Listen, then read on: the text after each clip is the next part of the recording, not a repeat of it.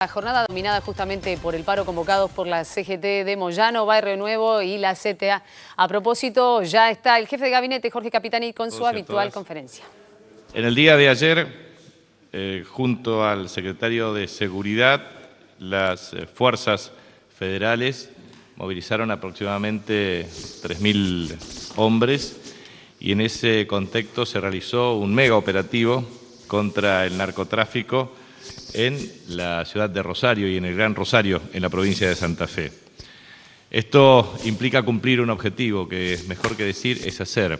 Y en ese contexto, en el ámbito territorial, es lo que permitió definir una estrategia para resolver un problema que implica una gran demanda social desde el punto de vista institucional en Rosario. El mismo gobernador Antonio Bonfatti, agradecido a la presidenta Cristina Fernández de Kirchner y al secretario Sergio Berni por este operativo.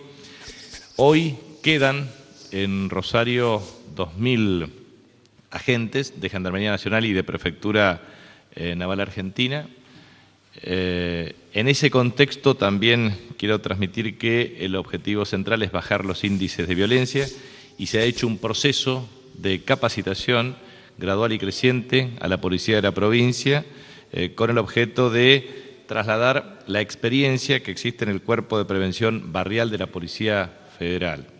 Y aquí ha habido etapas previas. Primero, la detención de los grandes proveedores, ejemplo Delfín Zacarías, detenido el año pasado en el operativo Flipper. También la ocupación pacífica del territorio a través de investigaciones y allanamientos para concretar este operativo más grande de la historia en Rosario.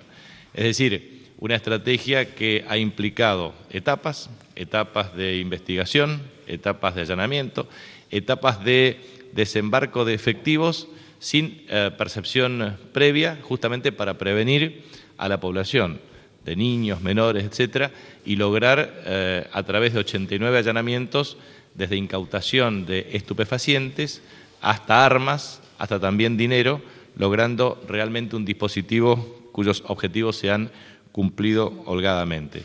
También allí la acción de carácter judicial ha contribuido a cumplir este objetivo. De manera que nosotros verdaderamente consideramos que desde la misma gobernación provincial del gobernador Antonio Bonfatti hasta las distintas expresiones sociales han observado con beneplácito el impacto de una medida de coordinación como lo estamos haciendo. Y esto implica trabajo en el territorio, esto implica inteligencia, esto implica muchas veces no salir en los medios de comunicación, pero sí actuar para garantizar la prevención en materia de seguridad y la protección ciudadana.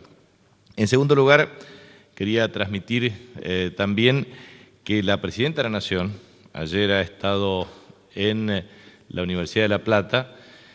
Allí se ha podido constatar también el otorgamiento de 243 millones de pesos destinados a la construcción de 14 nuevas escuelas, refacción y ampliación de otras 23 y también 9 playones deportivos. Y esto implica e involucra a las provincias de Buenos Aires, Chaco, Misiones y Tucumán. Eso es un dato muy importante porque muchas veces existen críticas deliberadas respecto a las cadenas que permanentemente se establecen en materia de divulgación, pero es la forma de dar a conocer, mediante el principio republicano de gobierno, de publicidad de los actos de gobierno, lo que se hace. Allí la asignación de estos recursos también estuvo asociado a los episodios acaecidos en materia de inundaciones en La Plata y Gran La Plata el 2 de abril del año pasado. Aquí se ha formalizado un convenio entre la provincia de Buenos Aires y el Ministerio de Economía de la Nación por 1.973 millones de pesos, entre los cuales está el saneamiento de la cuenca del Arroyo del Gato hasta canales derivadores, por ejemplo, de la avenida 31 y 143, Arroyos Carnaval y Martí, entre otros, y también obras de desagües, con lo cual es una asignación muy importante de recursos. Seguramente, en el transcurso de lo que vamos a tener en esta conferencia de prensa, uno de los temas claves tiene que ver con los hechos de dominio público actualmente. De manera que prefiero sus preguntas y después voy a responder a las mismas. Buen día, ministro. Sergio Izaza, Radio 10, San Carlos, Bariloche. Usted dijo recién sobre los dichos que podíamos preguntar nosotros, ¿no? El paro se está llevando a cabo por la central que dirige Hugo Moyano y Luis Barrionuevo. Ayer Moyano dijo que cualquier incidente que pase durante el paro, la responsabilidad es del Gobierno Nacional. Y otra pregunta, si me permite, es que en el interior del país, en las provincias, mucha gente está usando el gas de garrafa. Hay una garrafa social. ¿Va a haber aumento este año en la garrafa social o no? Bueno, respecto al tema de garrafa social, nosotros estamos trabajando respecto al sostenimiento del programa de atención. Eso es lo que se está garantizando en términos de cobertura y cualquier detalle lo podemos brindar próximamente. Pero en ese sentido nosotros estamos trabajando primero para garantizar el abastecimiento en tiempo y en forma. Segundo, para garantizar que quienes efectivamente son los beneficiarios reciban esta garrafa con un límite de no más de 2 garrafas por beneficiario. En tercer lugar, para que la logística permita garantizar su provisión.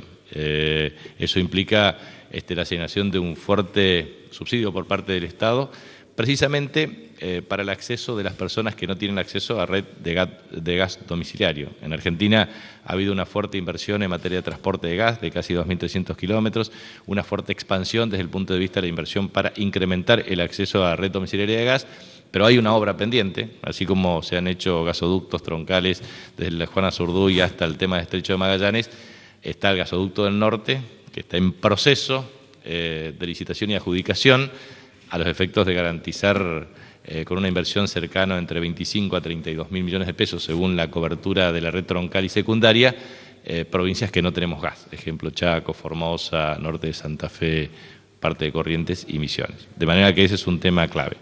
Y en segundo lugar, la responsabilidad vinculada a la organización de una estrategia nacional de esta naturaleza exige observar que si los dirigentes sindicales han advertido la existencia de posibles o potenciales hechos de violencia, obviamente lo tienen que denunciar. La responsabilidad primaria de los actos tiene que ver con quienes son capaces de organizar un evento de esta naturaleza y si tienen información correspondiente la tienen que denunciar. Pero yo creo que hay que hacer una profunda reflexión de esto. En primer lugar, nosotros consideramos que lo que se observa es la organización de un gran piquete nacional con un paro de transporte. Y en ese contexto hay un líder que es visible, que es Luis Barrionuevo.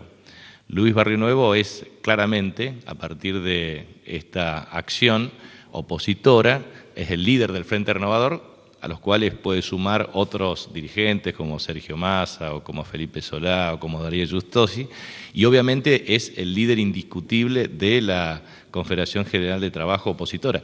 Y hoy se ha convertido en un referente de la izquierda que estaba buscando un nuevo liderazgo y que hoy lo encarna claramente Luis Barrionuevo. En ese contexto, nosotros creemos que la estrategia que ha utilizado este arco opositor en la República Argentina es pretender sitiar a grandes centros urbanos. Y esto es una metodología a la vieja usanza del medioevo. En la Edad Media, efectivamente, los señores feudales establecían mecanismos que tenían que ver con impedimentos de acceso a la población a través de estos mecanismos de cobertura preventiva. Entonces, nosotros consideramos que no hay lugar ni para la barbarie, no hay lugar efectivamente para medidas que conspiran contra el libre ejercicio al derecho de huelga por parte de los trabajadores. Nosotros tenemos clara conciencia de lo mucho que se hizo, de los logros obtenidos y obviamente de la agenda que siempre es necesario ejecutar en la República Argentina. Pero no se puede recurrir a medidas de carácter antidemocrática que impiden el acceso de los trabajadores a su derecho legítimo a trabajar. ¿Cuántos trabajadores de talleres o de SMATA no han podido concurrir a sus trabajos? ¿Cuántos trabajadores docentes no lo han podido hacer? ¿Cuántos trabajadores de la Unión Obrera Metalúrgica o de la construcción no lo han podido hacer? ¿Cuántos trabajadores bancarios no lo han podido hacer?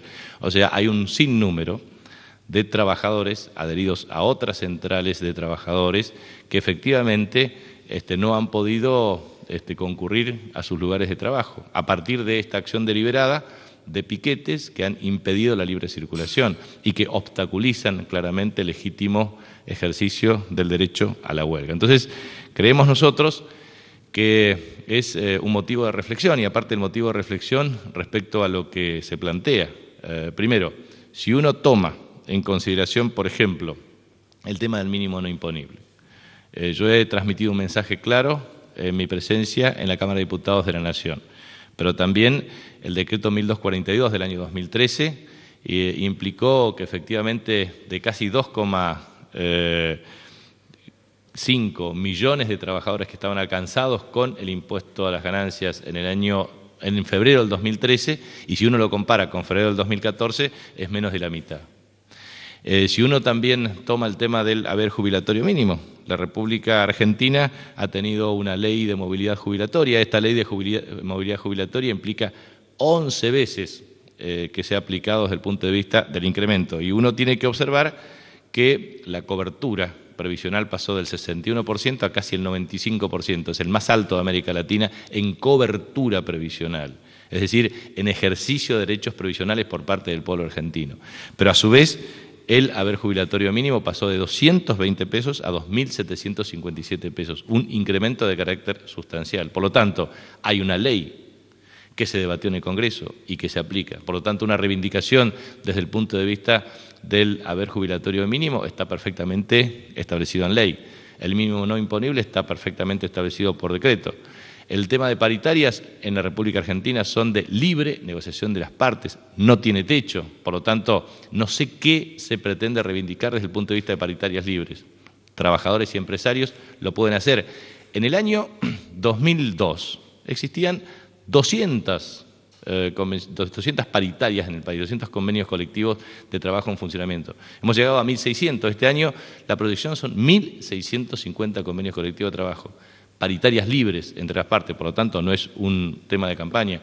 Cuando se plantea claramente el tema de narcotráfico, ayer es una prueba palmaria, elocuente, del rol de las fuerzas de seguridad. Y en este sentido, uno tiene que advertir que si queremos un sistema de seguridad pública con mucho énfasis, tenemos que garantizar que las fuerzas de seguridad puedan trabajar desde inteligencia hasta acción directa. Entonces, justamente, por un lado se pretende distraer el rol de las fuerzas de seguridad para que se ocupen de otros temas y no efectivamente los que se deberían ocupar, que es la seguridad pública de la población. Sí. Buenos días, ministro. Liliana Calderón, de la Agencia Noticias Argentinas. Mi consulta está vinculada al área de seguridad precisamente. Son dos consultas. La primera, ¿por qué el gobierno no apoya abiertamente las medidas adoptadas por el gobierno de la provincia de Buenos Aires? Por lo que informó el extenso informe que dio Scioli al respecto.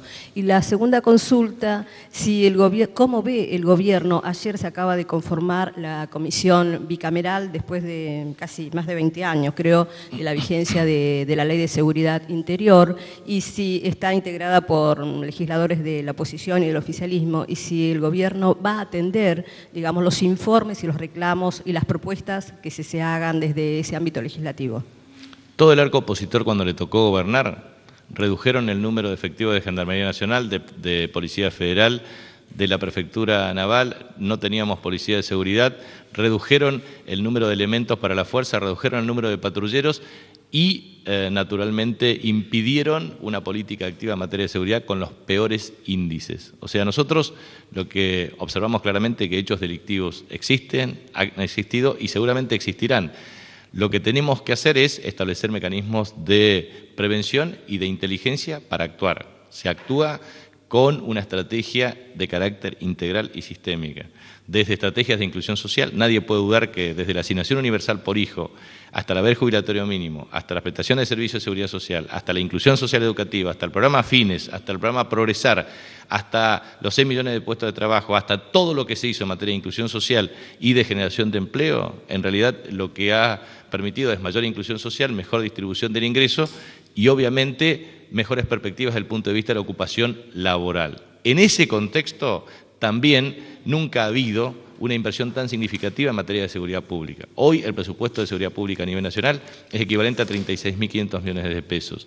Hoy tenemos 108.000 agentes de seguridad pública. En definitiva, nunca ha habido, como antes, nunca, comparativamente en los últimos 30 años de democracia, nunca ha habido tamaña cantidad de iniciativas de carácter legislativa, tamaña cantidad de recursos asignados para patrulleros, cámaras, chalecos, armas, etcétera, pero nunca antes, como en esta etapa de los últimos 10 años, ha habido una política muy clara y relevante del Estado de inclusión social y de equidad distributiva.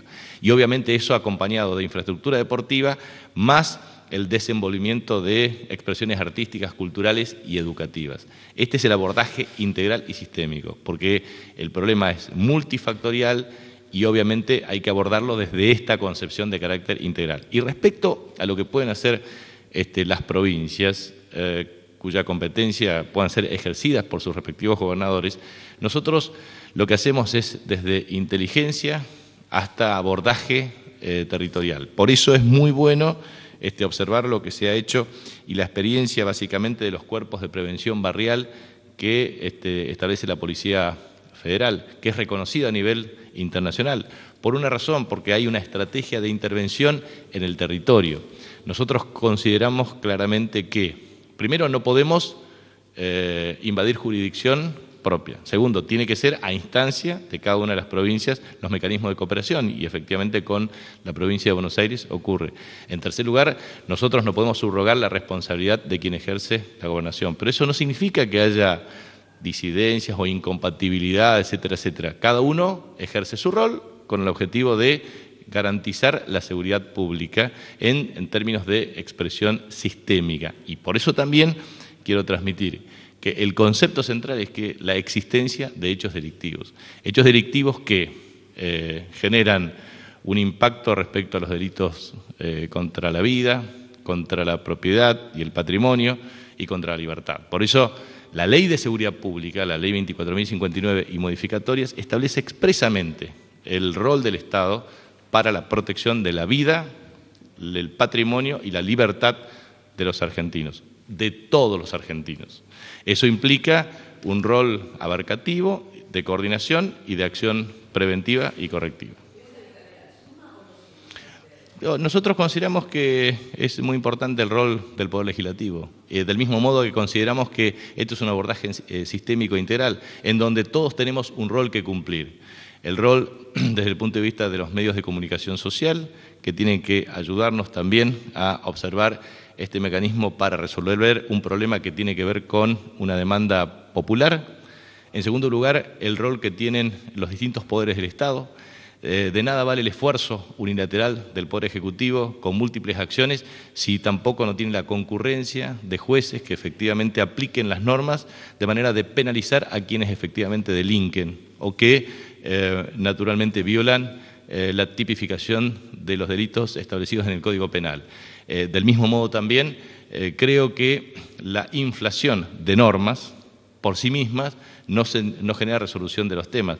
Por eso creo que es una cuestión compleja que debe abordarse como nosotros pretendemos trabajar, es decir, en coordinación, con mucha humildad, con mucho esfuerzo, pero sobre todo reconociendo que la voluntad y el esfuerzo da resultados cuando se procede de la manera en que se procedió ayer en Rosario. La verdad, 89 allanamientos, incautación de dinero, armas y estupefacientes, con un mecanismo de movilización de 3.000 efectivos y establecer un mecanismo de intervención pacífica desde el punto de vista territorial, esa es una metodología verdaderamente propicia. Si todos cooperamos con ese esfuerzo, creo que vamos a lograr resultados. ¿Cómo le va? Buen día. Sí, ¿cómo andas? De Radio Continental, Marcela Ojeda es mi nombre. Dijo usted hace instantes, en respuesta aquí al colega, que Luis Barrio Nuevo es el nuevo líder de la izquierda y que es funcional a la izquierda. En este contexto, y ya que no lo nombró, lo traigo ya a colación a Hugo Barrio Nuevo. ¿Cuál es la lectura que hace? ¿Cuál es el rol, la función entonces del líder camionero, el aporte de la logística para lo que ha sido este paro de transporte, como usted lo catalogó, y este piquete nacional, como también dijo? Y por otro lado, le quería... Usted ya lo mimetizó con el nombre, no es Hugo Barrio Nuevo, sino Hugo Moyano. Perdón, ¿están mimetizados? Usted dice que están mimetizados. Usted. Gracias por la corrección. Entonces, vuelvo. Dijo, Luis Barrio Nuevo es líder, es funcional a la izquierda. ¿Qué rol juega Hugo Moyano en este contexto del paro que estamos viviendo? Y por otro lado... No, yo no dije que era funcional a la izquierda, yo dije que... Es el nuevo líder. Es el nuevo líder, y creo que lo expresa muy bien. ¿De qué manera? No, porque ha liderado este proceso de articulación de un gran piquete nacional con paro de transporte, y obviamente él representa ese liderazgo que la izquierda venía buscando seguramente. Ayer la izquierda le soltó la mano, dijo que nada tenía que ver los piquetes de manera sistemática, y la CGT también. Los hechos desmienten su alineamiento, porque en definitiva dicen una cosa pero hacen otra. Bueno, no sé si ha tenido la posibilidad de ver unos carteles, unos afiches, en concordancia, en coincidencia con lo que usted dijo al comienzo de esta conferencia de prensa, con la imagen de Luis Barrio Nuevo y Carlos Menem: fundieron el país, ahora lo paran, y debajo con la tipografía del Frente Renovador, más de lo mismo. Si lo vio, si no lo vio se lo cuento, y qué lectura hace, qué le parece. No, yo no hago lecturas de afiches ni de expresiones de distintos sectores de la comunidad argentina, o sea, cada uno puede expresar de la forma que quiera. Uno simplemente hace una lectura política, y esta es una lectura política objetiva. Por un lado, muchos dirigentes han manifestado respecto a la posible ocurrencia de incidentes, y en ese contexto nosotros decimos, si tienen la información fehaciente de que se pueden producir incidentes, efectuaron o no la denuncia para tomar las prevenciones del caso. Porque si efectivamente tienen esa información, lo menos que tienen que hacer es hacerla pública o denunciarla para que las fuerzas de seguridad puedan actuar. Segundo, lo que transmito es, por un lado, se pretende plantear como un principio el tema de la lucha contra el narcotráfico y el tema de seguridad, pero por el otro lado pretenden afectar las fuerzas de seguridad a operativos de prevención para garantizar la libre circulación del resto de los argentinos. Entonces, estas contradicciones no pueden darse. Creo que hay que ser coherentes, hay que tener una clara visión respecto a cómo marcar agenda y cómo ejecutar estas medidas y estas acciones. Vuelvo a insistir en lo siguiente: el derecho a la huelga es un derecho consagrado en nuestra Constitución Nacional. Y me parece absolutamente legítimo el ejercicio por parte de los trabajadores. Lo que no se puede hacer es impedir el libre ejercicio de ese derecho de huelga. Hay trabajadores que están de acuerdo con el paro y lo hacen. Hay trabajadores que no están de acuerdo y quieren concurrir a sus lugares de trabajo, y porque no tienen medio de transporte no pueden concurrir. Entonces me parece que en una sociedad abierta, plural, democrática, en donde cada uno puede manifestar sus ideas, en donde cada uno puede ejercer las disidencias que considere necesarias frente a las acciones de gobierno, me parece que la construcción de una democracia madura y plural exige el desenvolvimiento de las acciones de las personas en plena libertad. Y acá se restringe la libertad cuando hay una operación de esta naturaleza. Y a su vez, a mí me parece que es un debate necesario en la sociedad argentina observar la cantidad de puntos que forman parte de esta gran operación desde el punto de vista de la articulación de un piquete que impide la libre circulación de muchos argentinos. Lo que quiero transmitir con esto es lo siguiente: se reclama nuevamente un haber jubilatorio mínimo y los números son elocuentes. Primero, ley de movilidad jubilatoria cuya actualización se ha producido 11 veces. Se ha votado en el Congreso de la Nación y pasamos de 220 a 2.757 pesos de haber jubilatorio mínimo, que representa el 52% del sistema previsional. Mínimo no imponible de impuesto a las ganancias. El decreto 1420 ha funcionado en el año 2013 y esto ha implicado que menos de la mitad de los trabajadores que estaban en febrero del 2013 hoy no estén alcanzados por el mínimo no imponible. Tercero, tema de seguridad y narcotráfico, menos palabras, más acción, y esto es lo que nosotros estamos haciendo. Por el otro lado, otras cuestiones que tienen que ver con reivindicaciones. ¿Paritarias libres? Sí, las paritarias son plenamente libres. Entonces, se plantean una serie de cuestiones o reivindicaciones desde el punto de vista de una medida de esta naturaleza que no se condice con la realidad y que en definitiva es necesario entender una sola cuestión. En los últimos 11 años ha habido 6 millones de puestos de trabajo creados. Ha habido una reducción de 24,3% al 6,4% de la tasa de desempleo, que es la más baja desde el año 1991. La recuperación del poder adquisitivo del salario real, uno puede medirlo en el año 2001, contra el peor índice opositor, da 43% de recuperación del poder adquisitivo del salario real. O sea, más empleo y recuperación del poder adquisitivo del salario real, de los nuevos empleos y de los que ya teníamos. En consecuencia, si tomamos a partir del periodo más bajo del 2002, la recuperación promedio es del 73%. Entonces, ha habido más creación de puestos de trabajo, ha habido recuperación del salario real, ha habido más inclusión social previsional, ha habido incremento sustancial del haber jubilatorio mínimo, ha habido precisamente una multiplicidad de acciones que naturalmente han beneficiado al pueblo trabajador. ¿A ustedes qué creen? ¿Quiénes son los que trabajan? Los trabajadores. ¿Y por qué trabajan los trabajadores? Porque hay una política económica que ha dinamizado precisamente el crecimiento de la actividad económica, con más producción, más inversión, más empleo, más exportaciones. En consecuencia, si uno ha logrado estos indicadores a instancias del liderazgo de Néstor Kirchner, de la presidenta Cristina Fernández de Kirchner, me parece que por lo menos el pueblo argentino merece un debate serio. Obviamente siempre existen desafíos, que nosotros lo admitimos, para acelerar la base de industrialización del país, para incrementar exportaciones, para lograr el autoabastecimiento energético, pero nadie puede dudar de que la defensa legítima de los trabajadores no solamente se dio a través del salario mínimo vital y móvil. Por ejemplo, se plantea la discusión del salario mínimo vital y móvil. Si se sabe que el salario mínimo vital y móvil se discute en el mes de agosto.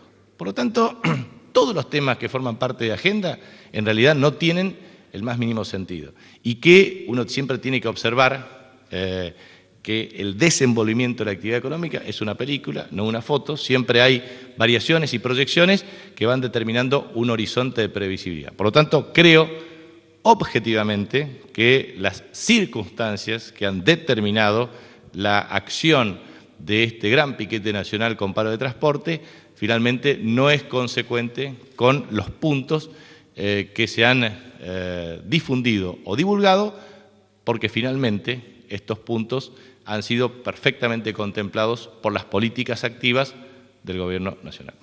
¿Tiene algún reporte de lo ocurrido en Panamericana? Sí, tengo un reporte de todos los temas.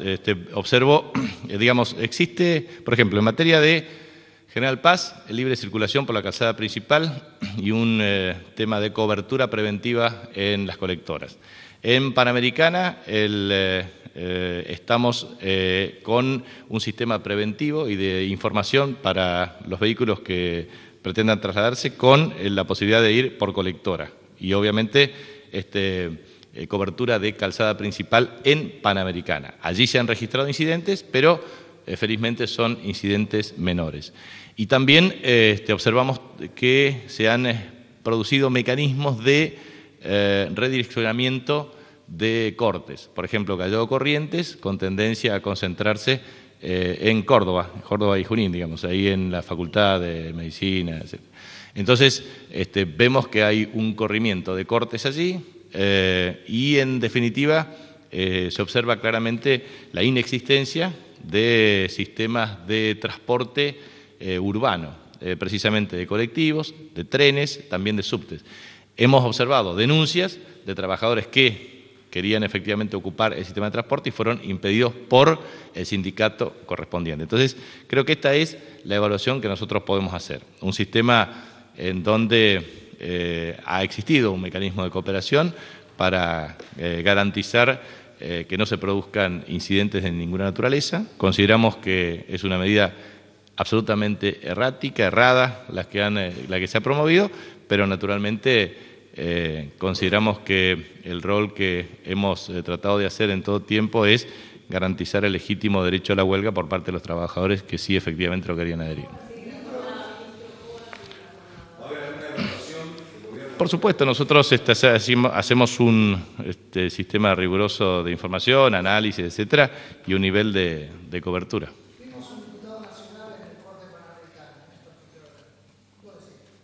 Nada, no puedo decir. Él es diputado nacional y siempre se ha manifestado de la misma manera. Ahora la diferencia es que en vez de hacer el esfuerzo de construir su propio liderazgo, ya ha identificado un líder que seguramente seguirá.